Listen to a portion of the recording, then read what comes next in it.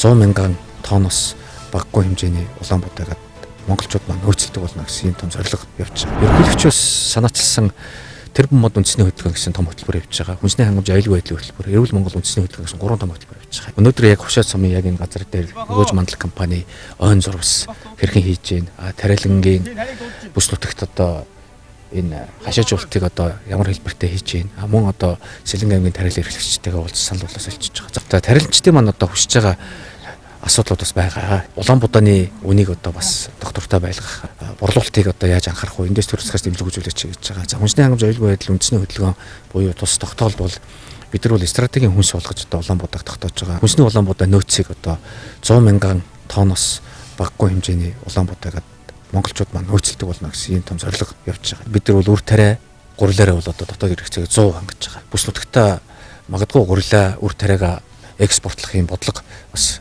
явж байгаа учраас энэ ажил маань тариалан эрхлэгчтэйгээ нийлжиж энэ ажил маань одоо цогцороо хийх болов гэж ингэж харж байгаа.